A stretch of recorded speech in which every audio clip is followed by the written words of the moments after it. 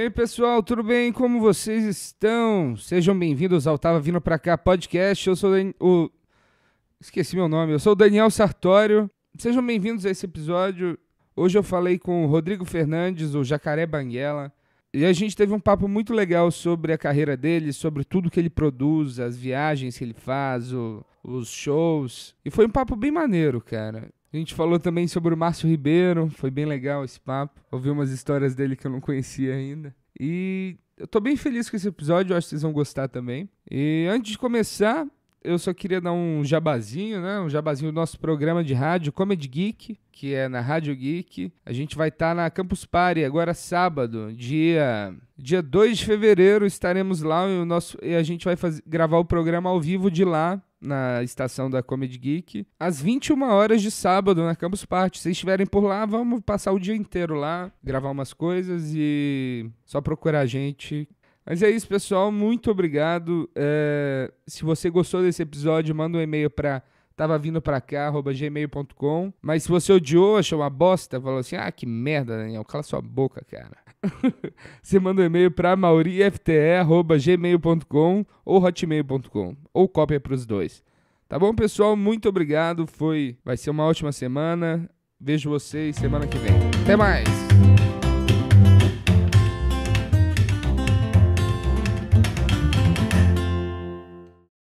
Cara, eu tava vindo pra cá e eu tava em casa vindo pra cá. Isso é um fato que aconteceu agora mesmo. E eu tava mostrando o meu iPad. Ele é ligado no Chromecast, que é ligado na minha televisão, para eu poder assistir HBO Go. Nossa, é uma puta... É porque o HBO Go não tem na Smart TV ainda. E uma das resoluções minha de 2018 é assistir 300 filmes. Então eu já tinha Netflix, eu fiz o cadastro do Amazon Prime e da HBO Go. E a Amazon Prime tem na Smart TV, HBO Go não tem. E algumas pessoas começaram a me mandar mensagens no direct do Stories do Instagram. Sim. Reclamando assim, não, HBO Go, o aplicativo é uma merda, a conexão, o vídeo tá passando, de repente ele perde a qualidade, daí volta, reclamando de umas coisas assim, e eu fiquei muito puto, cara.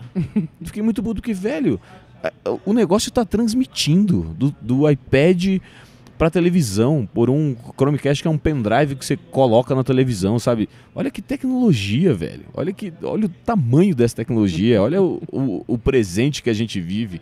Eu falei assim, velho, você tá achando ruim, cara? Sai na selva aí pra caçar... Caçar entretenimento. Não, pra caçar uma gazela pra você comer, velho. Olha qual que é o problema que você tem hoje na tua vida. Tipo, não, troca isso aí porque isso é uma merda, porque o aplicativo é ruim. Para de reclamar, bicho. A gente tá num momento do mundo que é incrível, cara. Incrível. Reclamação o tempo inteiro, né? A gente tá num momento incrível, cara. Porra, aí os caras reclamam. A gente nasceu, cara. Quando a gente nasceu já tinha micro-ondas. Olha que maluco você preparar comida em 3 minutos, cara. Então esse é o meu questionamento do eu tava vindo pra cá. É um bom questionamento. Eu nunca tive micro-ondas, sabia? Olha, você ainda prepara tudo no fogo? Tudo no fogo. Bem-vindo à pré-história, cara. A minha mãe, ela é meio hippie, ela acha que tira a energia da comida, então nunca acostumei a ter o micro-ondas em casa. Entendi. E não faz falta, teoricamente. Não, mas é um costume, é uma questão de costume. É uma questão de costume. Totalmente. Assim como o HBO Go travando um pouco. Exatamente. Não, e não trava não, cara. Ele abaixa a qualidade um pouquinho e volta, mas nada que comprometa o filme, não. Eu tô com o HBO Go lá também eu comecei a pagar pra assistir aquela série do... Crashing. Que eu acho que tá legal, mas... Eu não assisti ainda, não. Eu acho difícil durar mais essa temporada. Você tá na segunda? Tá na segunda. Só pra comediante. Todo mundo fala muito disso, que é muito pra comediante, mas como eu tô nesse plano de fazer 300 filmes por ano, são 25 por mês, e eu descobri que é filme demais, cara. Filme demais. Eu já tentei fazer isso uma Tanto vez. que hoje eu assisti 3 filmes, e eu achei que eu ia encerrar a lista de janeiro. E aí eu vou botando os nomes dos filmes na lista num Google Docs pra ficar no ar, e se eu perder o celular eu não perco a lista. E quando eu terminei de assistir um filme, que eu não vou falar qual é, eu fui botar o nome dele na lista e falta mais um filme ainda. Eu achei que esse era o último e hoje é o último dia de janeiro. Então eu tenho que assistir hoje, quando eu voltar pra casa ainda. E você é organizado pra fazer esse tanto de coisa? Cara, sou. Sou. Eu não era, não. Que você é um cara que produz muito, né? Sim. Você tem seu canal, você tem stand-up, você tem os programas, o jornal, Sim, o Jornal filme. do Meme, filmes. Cara, eu sempre fui muito ansioso. Sempre fui ansioso pra caramba. E isso me levou muito longe, né? Onde eu tô agora, Sim. na minha carreira profissional e tudo mais. E na vida pessoal também, realizações. Mas a ansiedade me trouxe até aqui. A organização acho que vai me levar longe. Eu já tô longe, mas foi só sentimento. Foi pouca razão e muito sentimento. E eu acho que a razão, se eu conseguir misturar bem as duas coisas, eu posso ir muito mais longe e, mais importante, por muito mais tempo.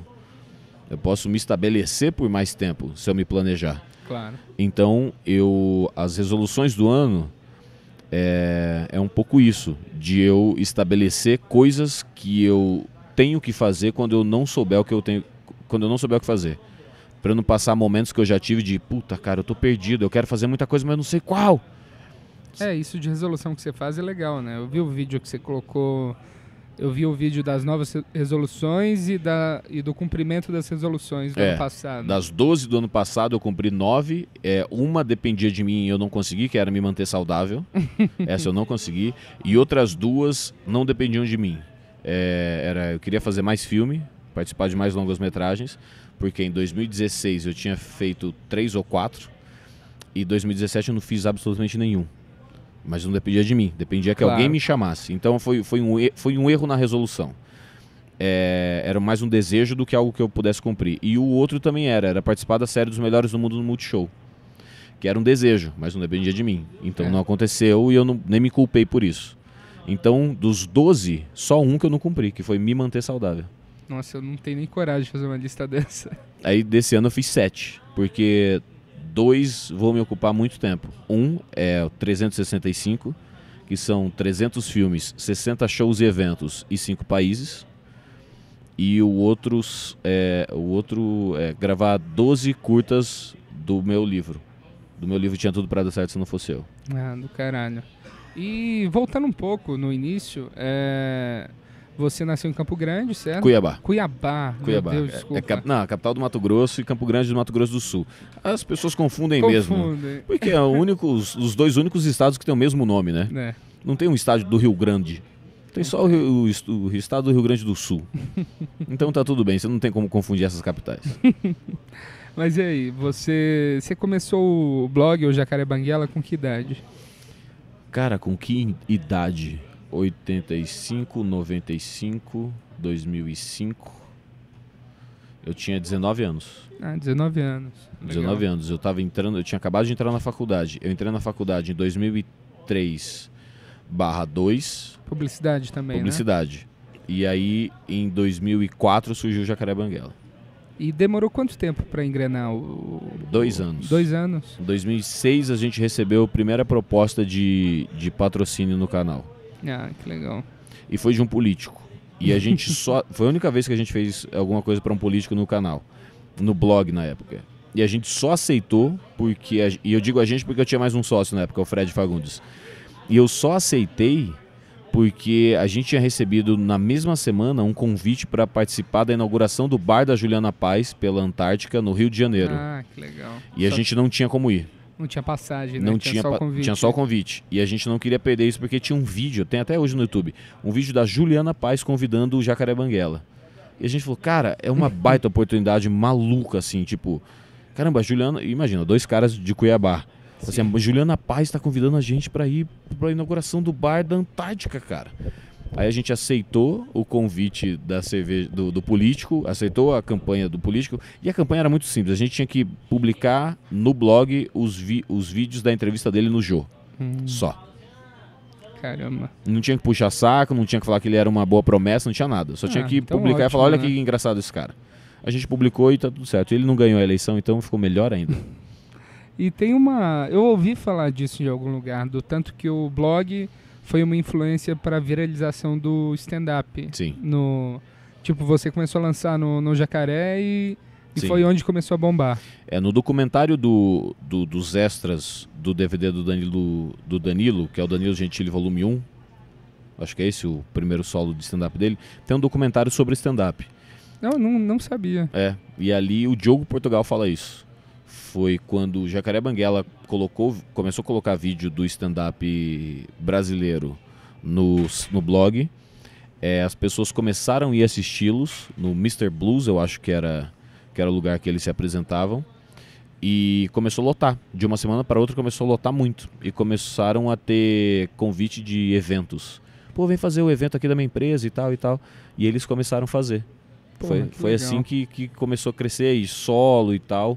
E os Melhores do Mundo também. A Companhia de Comédia Os Melhores do Mundo. Tem um livro que é meio que uma biografia do grupo. O primeiro capítulo do livro é sobre o Jacaré Banguela. Que legal, cara.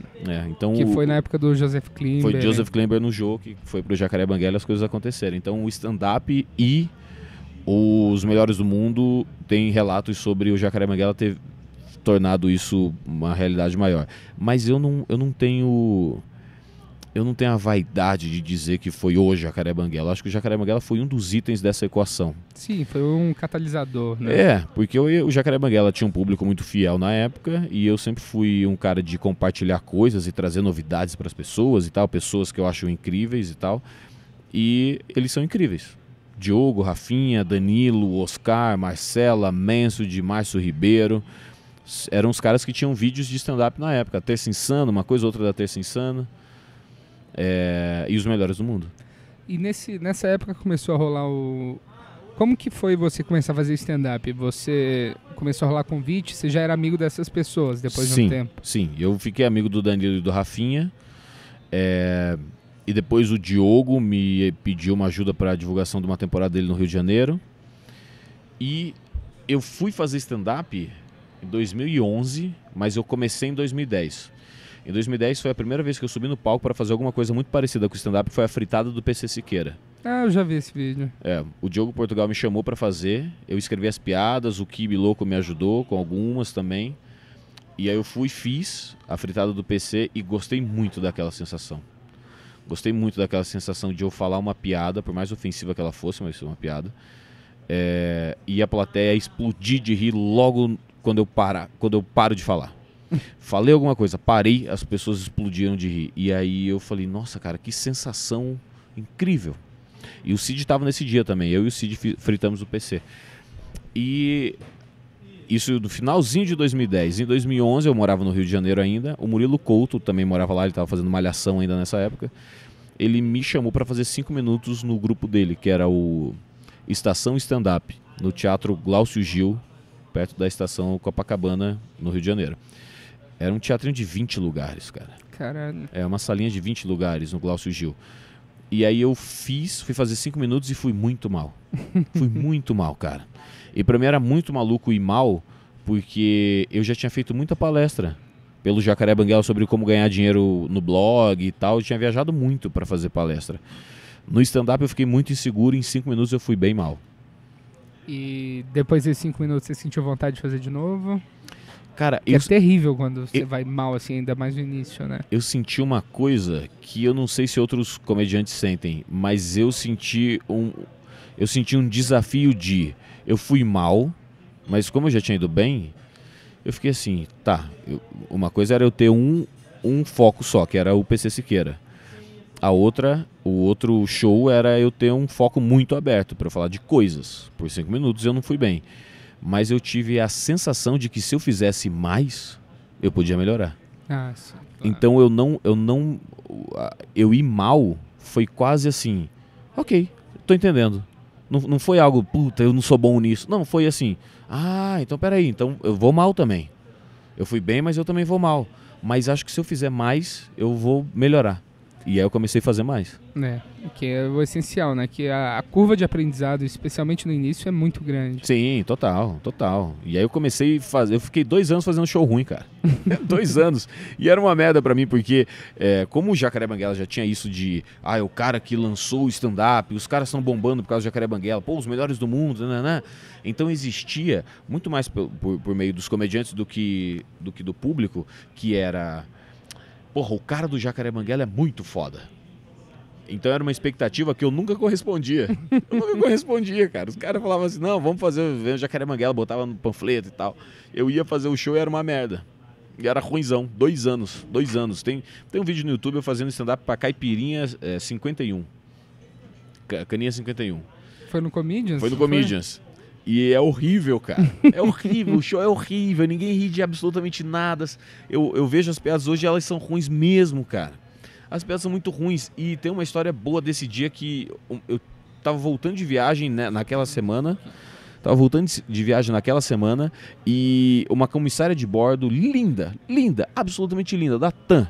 Claro que era da TAM, para ser linda, não era da Passaredo. Me desculpe, comissárias da Passaredo. Mas era uma comissária da TAM linda, absurdamente linda. Me reconheceu, eu chamei ela para ver, era um evento fechado, eu botei o nome dela, da amiga dela, para ir me assistir fazer stand-up. Eu no palco fazendo, eu percebi que eu fui muito ruim. E eu tive a certeza que eu fui muito ruim quando no final eu mandei uma mensagem para ela no Facebook, que a gente só se falava Facebook, não tinha WhatsApp nessa época. Tipo, queria te ver e tal, não te encontrei no final. Ela falou, não, eu tenho que acordar cedo da manhã, eu fui embora já e tal. E aí ela me bloqueou no... Caralho. Ela me bloqueou no Facebook, cara. Mas o que foi? Foi um texto novo que você foi fazer? Era. Não, eu tava começando, cara. O Rafinha me chamou pra fazer o Rafinha Bastos e Amigos pro Netflix. Sim. Que é uma galera, e eu tô lá fazendo ruim também. Mas, velho, eu nunca disse não pra 1 milhão de coisas nessa vida, assim, principalmente pra trabalho. Eu primeiro falo que sou capacitado, vou lá e aprendo enquanto eu tô fazendo. Eu acho muito mais divertido viver assim do que esperar ter segurança pra fazer as coisas, sabe?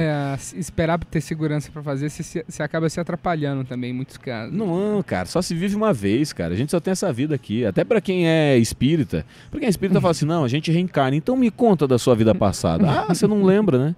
Você não pode lembrar. Segundo eles, o kardecismo acho que fala que a gente não aguentaria. Realmente, a gente não aguentaria. Imagina você saber como foi a tua vida passada. Não, terrível. Você não aguentaria. Você ia ficar num compromisso de talvez cumprir alguma coisa que a vida passada. Desculpas pra todo mundo. Então, você realmente só tem essa vida aqui. Então, cara, vai ficar perder esse tempo com o cagaço?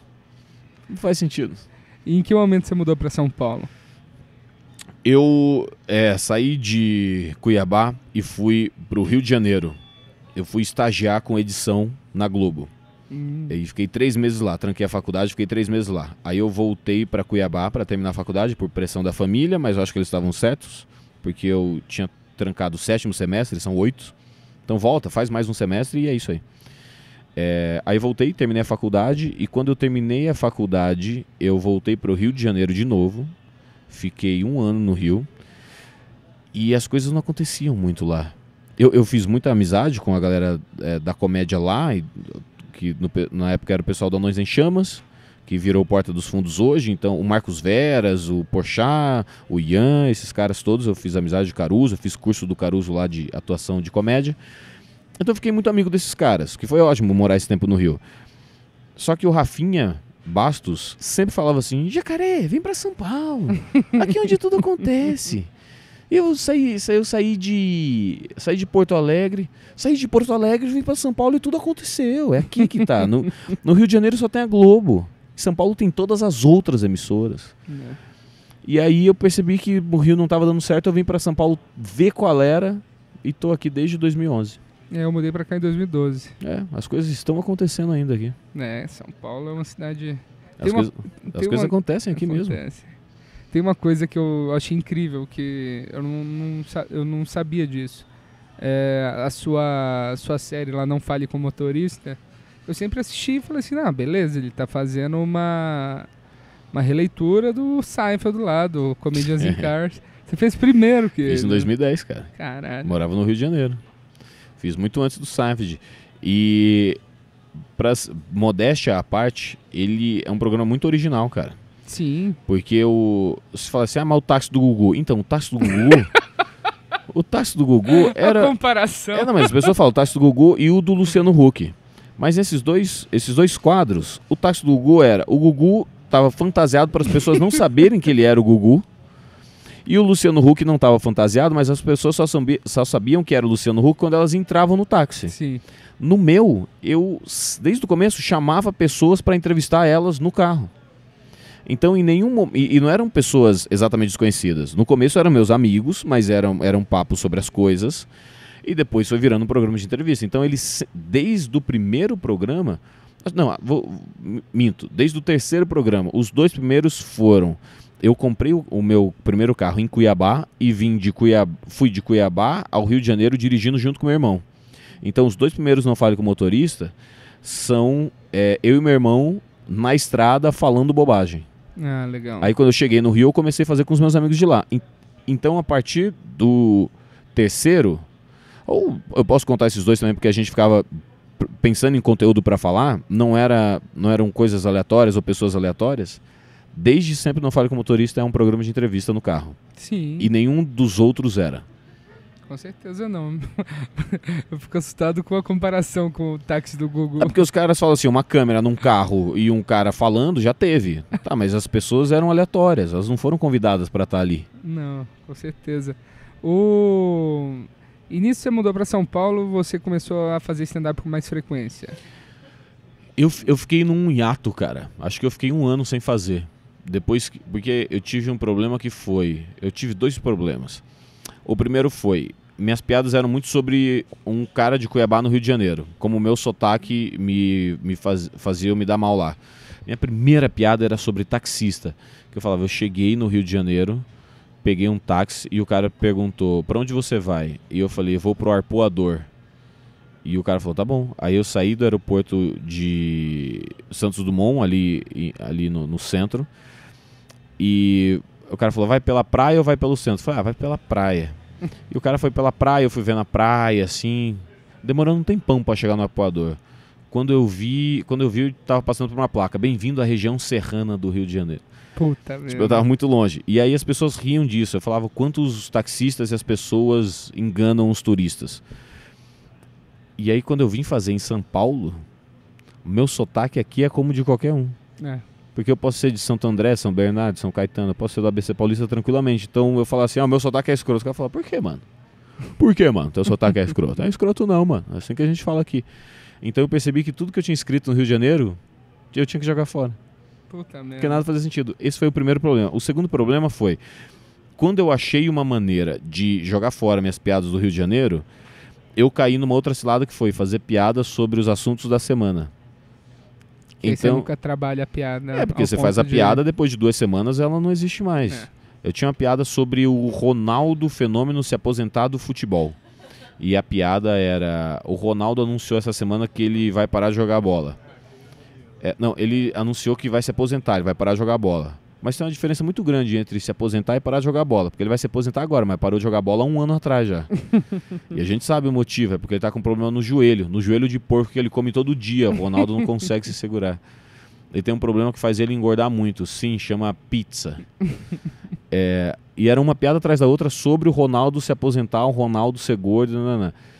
E depois de 3 semanas, essa piada sobre o Ronaldo falou que vai se aposentar. As pessoas assim, não, ele já falou, foi 1 mês atrás. Eu falei, eita, cara, que louco. Eu não posso fazer piada sobre a cidade que eu tô, não posso ser tão local, e eu não posso também ser tão genérico com as notícias da semana, porque essa notícia ela é quente essa semana. Aí sim eu comecei a fazer stand-up, que é, ok, vamos observar o mundo. Os meus hábitos e o que acontece no mundo, e a partir daí fazer as piadas. Achar verdades do mundo, né? As verdades do mundo. Você tinha uma relação legal com o Márcio Ribeiro, não tinha? Sim, tinha. O Márcio Ribeiro me chamava pra arrumar a impressora dele. Essa era a relação. Ele ligava pra mim 9 horas da noite. Jacaré, tá em casa? Tô, Márcio, tá precisando de alguma coisa? Tem como você dar um pulo aqui em casa? Tem, claro, Márcio. O Márcio era doente, né? Eu conheci o Márcio, já era muito doente, então, tá precisando de mim, vou lá. Chegava lá, e o Márcio, a gente não morava exatamente perto, não. Chegava lá, ele... A impressora parou de imprimir, não sei o que tá acontecendo, tem que imprimir uns negócios aqui. E aí eu ia lá, e era tipo, ou o cabo tava desconectado, ou tinha uma impressão pausada, eu resolvia, a gente ficava conversando e era isso. Cara, eu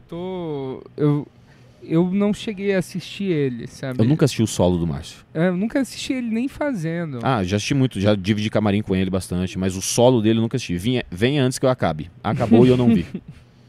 Mas os comediantes têm muitas histórias sobre ele. Muitas. Né? Eu vi uma esses dias dele passando num canteiro de obra. Sim, essa é uma clássica. Como que é essa história mesmo? A história, ele tava voltando de um show em Curitiba com o Danilo e o Rabin, eu acho. E aí a estrada de Curitiba estava sendo duplicada e tinha um canteiro de obras com uns caras trabalhando no meio-dia, torrando no sol e o trânsito indo muito devagar. Então, quando tava passando muito perto dos caras, o Márcio falou assim, diminui a velocidade, diminui a velocidade. Aí abaixou o vidro, chamou um peão lá que tava numa britadeira escrota. Aí o cara chegou perto, ele falou, ei, você.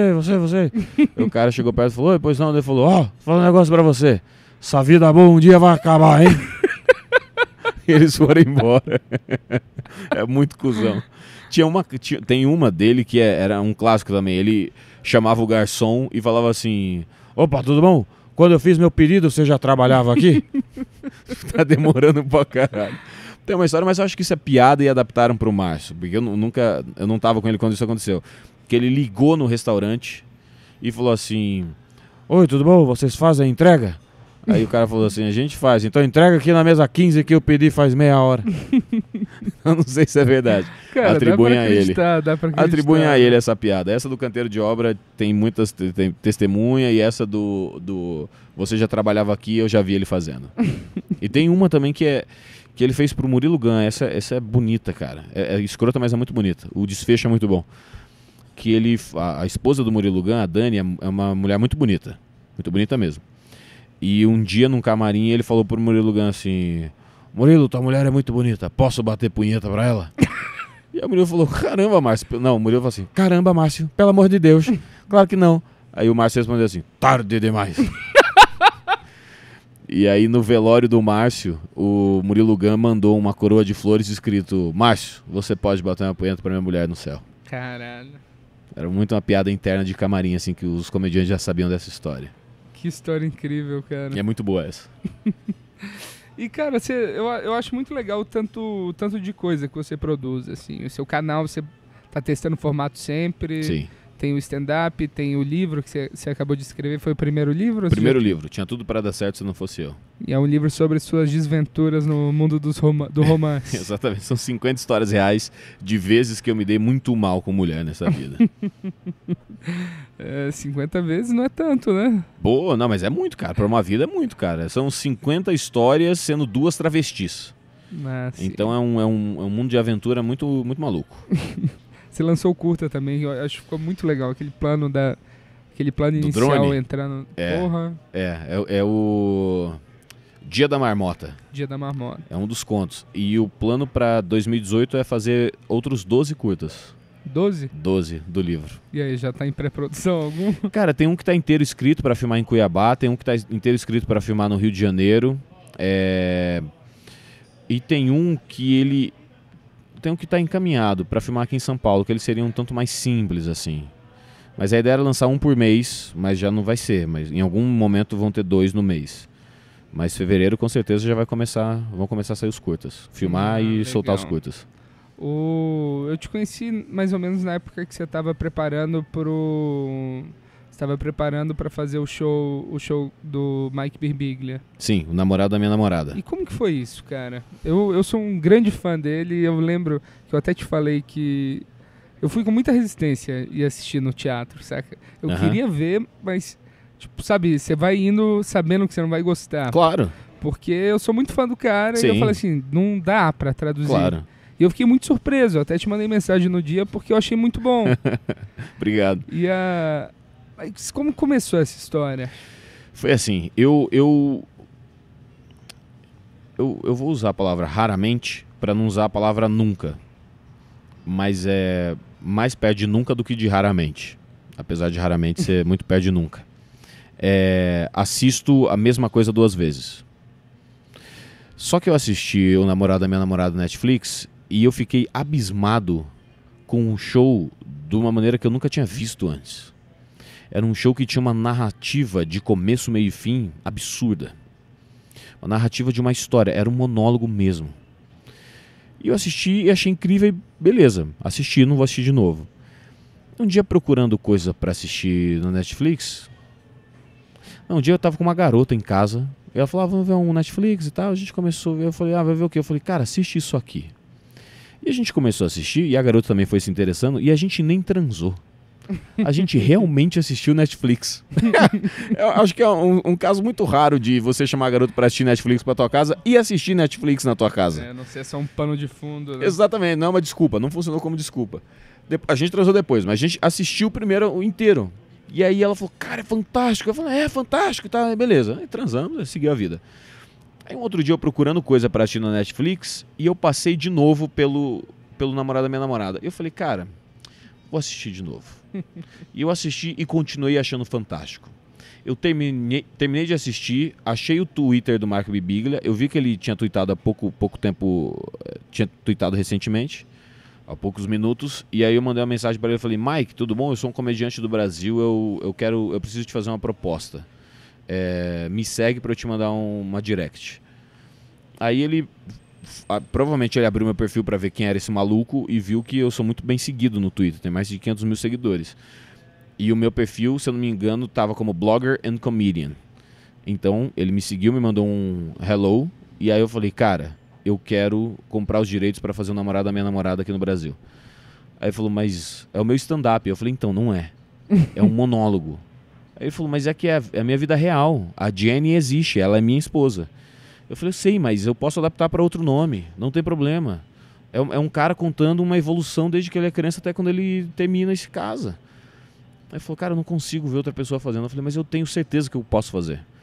E aí ele ficou 3 semanas e eu falava, Mike, dele, cara, eu tô pensando ainda, não sei e tal, nananana. Aí até que ele falou, quanto você pagaria? Aí eu fiz uma pesquisa para saber quanto se paga por isso e joguei o valor e ele falou, tá, tudo bem. Esse é o que eu tinha pensado mais ou menos por aí. E a gente fechou, e aí ele me mandou E ele demorou mais um tempo pra escrever a história. Ao mesmo tempo que ele escrevia a história pra me mandar... Porque não tinha tudo redigido. Não, eu acho que tem uma parte no começo que tem no DVD, e não tem no especial Netflix. Enquanto ele fazia lá, o que eu fiz? Eu peguei e copiei, fui transcrevendo a legenda da Netflix, porque a legenda já é uma adaptação. Sim. Então eu tinha o original e tinha adaptação. Então quando ele me mandou o original, eu tinha o inteiro adaptado. Aí eu peguei o original e fui comparando com a legenda e fiz uma terceira versão. Que era uma mistura entre a legenda da Netflix e o que ele me mandou bruto. A partir dessa minha terceira versão, eu comecei a fazer a versão nacional. Ah, legal. Porque na minha versão, os nomes... A namorada dele é a Jenny, e aí eu fui trocar pra Juliana.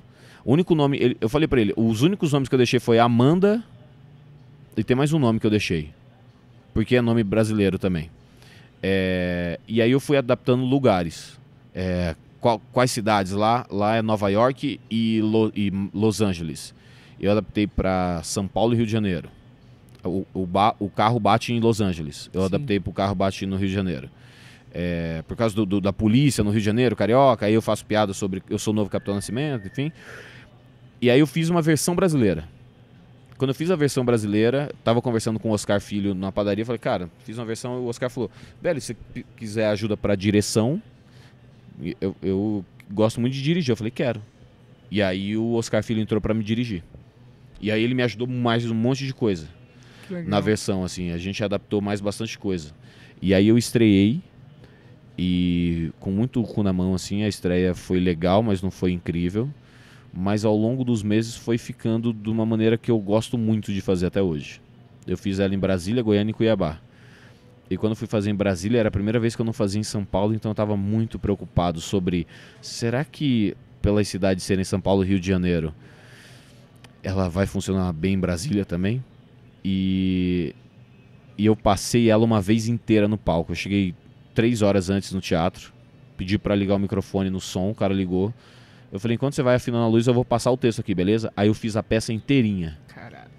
Me jogando no chão, dando os gritos e as intenções e tudo. Eu terminei. Tinha uma meia hora pra abrir o teatro. Aí vamos abrir. Aí eu fui pro camarim, troquei de roupa, tomei uma água e tal. E aí que eu fui fazer a peça e eu vi que ela funcionava. Mas é um baita desafio.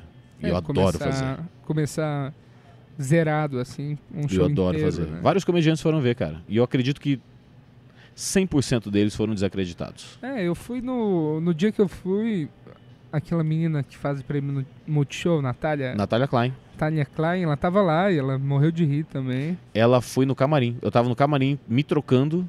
Ela entrou com o namorado dela. E ela entrou assim... Jacaré! Caralho! Você é bom ator, cara! Você é um bom ator! Ela falou que ela tava em São Paulo, não tinha avisado ninguém. E ela viu o que eu ia fazer. E ela falou, puta, eu vou sem avisar, porque se for uma merda eu só vou embora. Eu nem falo que fui. Aí ela falou, eu ri, eu gostei, tua interpretação é boa, você dá umas pausas. Ela falou, você é bom ator, cara. E eu vi isso da Natália incrível, porque você vai no Prêmio Multishow, ela odeia absolutamente todo mundo. Né? E eu já tinha feito Adorável Psicose com ela, mas quando eu fiz eu era o cara do blog que tava fazendo uma participação numa série de TV. Então ela foi me ver no monólogo e falou, cara, você é bom ator. E eu fiquei muito surpreso de ouvir isso da Natália. Primeiro que eu não sabia que ela tava na plateia. Então eu fui surpreendido por ela entrando no camarim, com o olho arregalado e falando, cara, você é bom ator, bicho.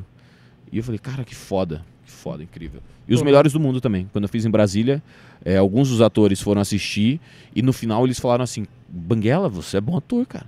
Alguns deles falaram assim, a gente... Quer dizer... Te incomoda essa surpresa? Não, cara, eu fico surpreso pela surpresa deles, assim, porque eu nem acho que eu sou bom ator. Eu acho que eu faço direito. Eu acho que eu não sou charlatão na maioria das vezes. Mas quando bons atores vêm falar pra mim que eu sou um bom ator, e isso me eleva muito a autoestima profissional. Do tipo, então sim. eu posso me jogar longe, porque eu sou um bom ator, segundo eles.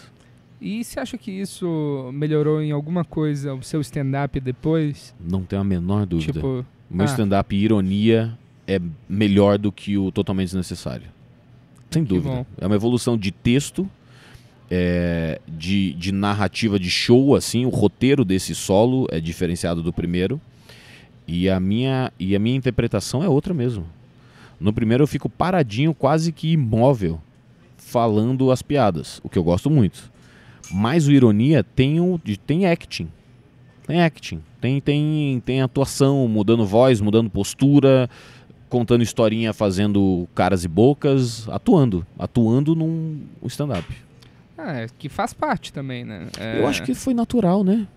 Foi natural. Eu saí que eu era um cara do blog que escrevia humor pra fazer humor, eu ficar paradinho fazendo humor.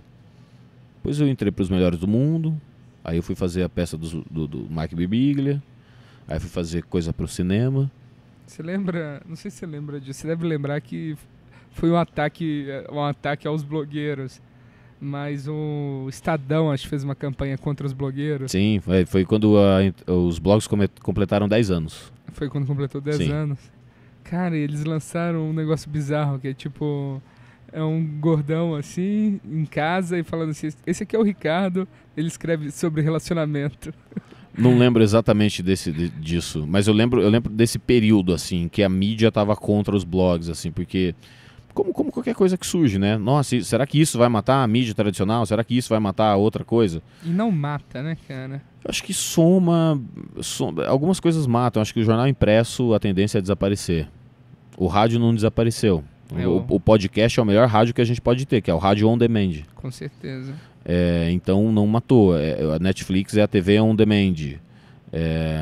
E o jornal de papel é o portal on demand. O jornal de papel, eu nunca vi um jovem lendo um jornal de papel. Mas é que o hábito é esse, como né? eles conseguem ainda. Formato terrível. Sei, acho que são bem pouca tiragem.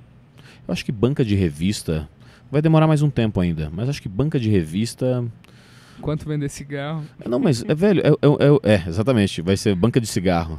Banca de cigarros e comidinhas. Igual tem um monte de lojinha aqui em São Paulo, já percebeu? Começou a infestar de lojinha de comidinha, de doces e tal. Não, é de doce. De doce e barrinha de cereal. Já viu isso? Não reparei. Nossa, ali na Consolação tem acho que ali pela Augusta Consolação, que tem muita empresa, tem muita dessas lojinhas. Acho que as bancas de jornal vão virar essas coisinhas. Vai virar coisinha de... Porque se você pegar... Sem sacanagem, você que está ouvindo isso também, faça esse teste. Vá em qualquer banca e veja a revista Veja, a revista Época, isto é, a finura que elas estão, cara. Sim. Elas estão muito finas. Porque não tem mais patrocínio, cara. Não tem mais anunciante. Não tem anunciante. Eu comprei uma esses dias e tinha tipo 12 anunciantes. Exatamente. É bizarro. Então as revistas também vão sumir já já, cara. Isso é uma pena, cara. Eu tava assistindo... O Netflix lançou um filme sobre o National Lampoon. Você viu? Não. Tem um documentário que é muito bom. O que é? Perdão, minha ignorância. National Lampoon era uma revista de comédia nos anos 60, 70. Ah, eu vi o trailer.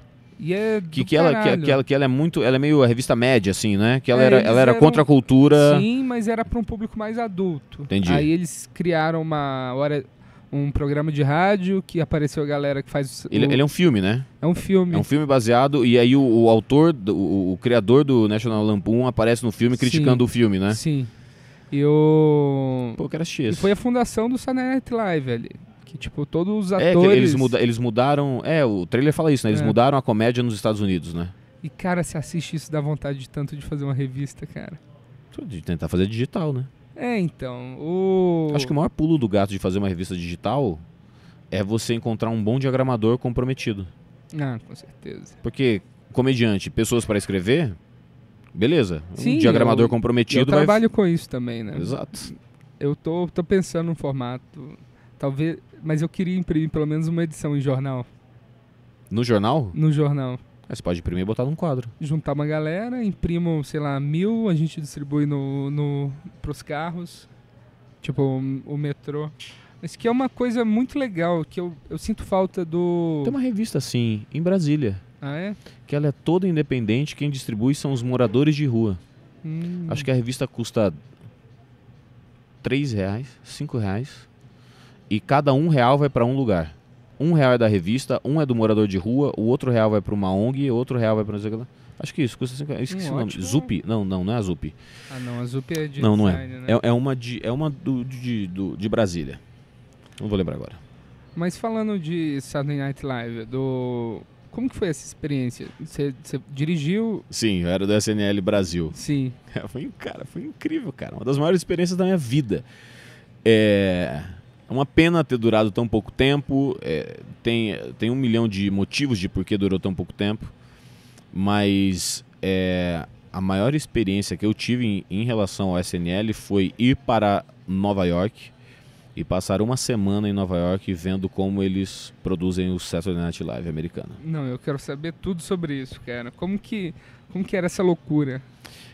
E aí que tá, não é loucura nenhuma. Não é loucura nenhuma? Eles fazem isso há 47 anos, né? Já foi loucura um dia. É que saiu um documentário sobre isso que Eu não consegui achar em lugar não nenhum. consegui baixar de jeito nenhum esse documentário também. Não tem lá. Lá não tem esse Lá não documentário. tem. Que chama Live from New York. Que é do... É do Franco. Não, tem um antigo que é quando Ah. a Gwyneth Paltrow Sim, participou. sim. E tem um que é da comemoração dos 45 anos, que chama Live from New York. Eu comprei esse livro. Eu tenho também. Que é legal o livro. Meio desconexo, eu acho que é muitas entrevistas, né? Não tem um storyline. Foi o seguinte, cara. A primeira reunião do SNL Brasil foi com o Rafinha e comigo. A primeira reunião. Estávamos eu, Rafinha Bastos, as duas mulheres representantes do Saturday Night Live americano e o Léo, que era a ponte da Endemol aqui em São Paulo para fazer isso. E a gente se reuniu e falamos sobre o SNL e tal. O Rafinha ia ser o cabeça disso e tal.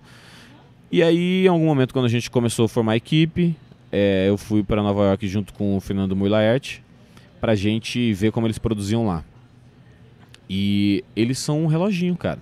Sábado é o programa ao vivo, domingo eles não fazem nada, mas ficam em casa pensando em ideias, eles já sabem quem é o convidado da próxima semana. Segunda-feira reúne todos os atores, todos os roteiristas, todos os diretores, o convidado da semana e o agente desse convidado e o Lorne Michaels, que é o criador de tudo. Eles sentam numa sala muito grande, todo mundo começa a dar as ideias de sketch que eles pensaram para aquele convidado. O Lorne Michaels anota tudo. E aí sai todo mundo, fica só o artista e o produtor do artista, e o agente do artista e o Lorne Michaels, e ele pergunta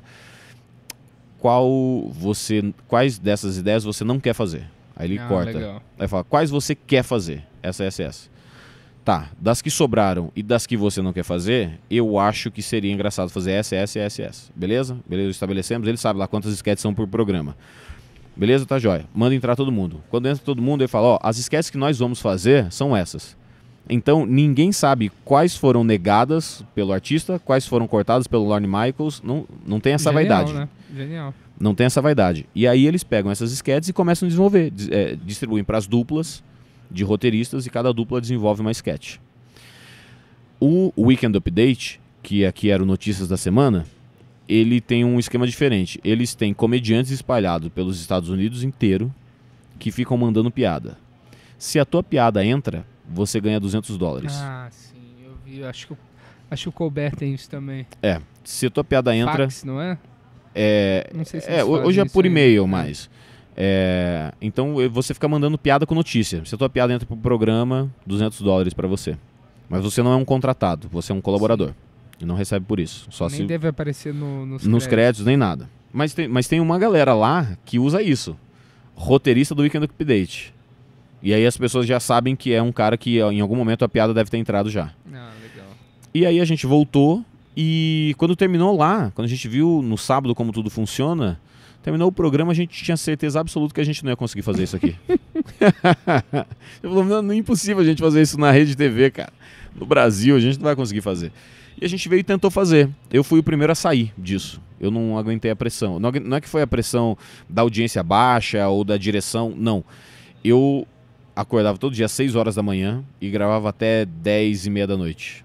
Ficava na Rede TV até 10h30 da noite porque eu terminava de gravar todo o dia e descarregava os cartões nas pastinhas certinhas para os editores pegarem no dia seguinte. Aí eu chegava em casa, botava todas as baterias das câmeras, porque eu era uma produtora, botava todas as baterias das câmeras para carregar, descarregava todos os cartões e deixava tudo pronto para no dia seguinte começar a gravar de novo. Caralho. Então, depois de 3 meses eu não aguentei. Depois de 3 meses eu falei, cara, eu não consigo mais. Minha saúde tá indo embora. O Jacaré Banguela tava morrendo, porque eu não tinha tempo de fazer nada, absolutamente nada do Jacaré Banguela. E eu percebi que isso não ia me levar para um sucesso. Até porque eu não estava aparecendo. Mas, ok, eu fui contratado para não aparecer. Fui contratado para dirigir. Tava tudo certo em relação a isso. Mas eu só percebi que não era um futuro. E aí eu saí. Saí com 3 meses de programa. Caramba. Eu fiquei 5 meses no total. Fiquei 2 meses, porque ele foi feito em 2 meses, o SNL. Que loucura, não... Estreou, e aí eu fiquei 3 meses e saí. Pô, que pena. Mas... Foi uma experiência. Foi uma experiência, então. Uma baita você experiência. junta bastante experiência, assim, né? E esse novo solo que você está trabalhando, você fechou ele agora ou ele ainda está em processo de... Cara, ele tem um roteiro já, mas ele sempre tá aberto, né? Até o gravar ele tá aberto. Então ele já tem 1 hora de show, 1 hora e pouquinho de show, mas todas as vezes que eu fiz, alguma coisa nova apareceu. Isso que é legal do stand-up, né? De você mas poder... e é louco que eu já quero gravar ele. Eu já quero gravar, como eu faço muita coisa, eu já quero assim, já tem 1 hora engraçada, as pessoas estão rindo. É claro que se eu continuar fazendo, isso vai ficar melhor, mas eu acho que já tá bom. Acho que já é um conteúdo de 1 hora que eu posso soltar e começar a trabalhar em outra coisa. Ah, do caralho. Você tem um compromisso agora aqui, né? Você vai gravar Eu vou gravar um teste de vídeo, cara. Teste de vídeo. Quando você vai fazer um filme pro cinema e o diretor não te conhece muito, ele pede pra você gravar um teste de vídeo com um personagem que ele acha que você vai se encaixar, pra ver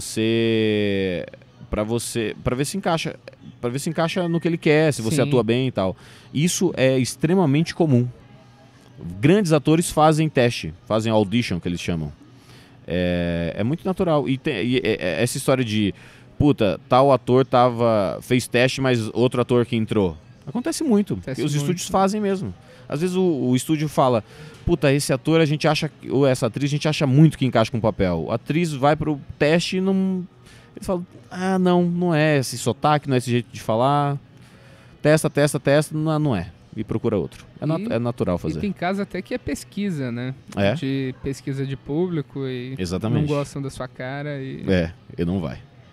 Mas é isso. Muito obrigado aqui. Se quer divulgar alguma coisa, vai cara, sair essa semana. Se quiser divulgar o seu show, essa semana. O Ironia, eu acho que quem tá ouvindo vai acabar assistindo quando ele sair no YouTube, espero que logo. Esse ano ele vai sair pro YouTube em algum momento. eu quero divulgar meu livro. Se você tiver a fim de ler as histórias do livro, tinha tudo para dar certo se não fosse eu. São 50 histórias reais de vezes que eu me dei muito mal com garotas. Você compra pelo jacarebanguela.com.br/livro. Ah, do caralho. Beleza, muito obrigado. Eu que agradeço o convite. E até semana que vem, pessoal. Uhul! Então, tava vindo pra cá. Eu tava vindo pra cá. Eu tava vindo pra cá e... Eu não tava vindo pra cá.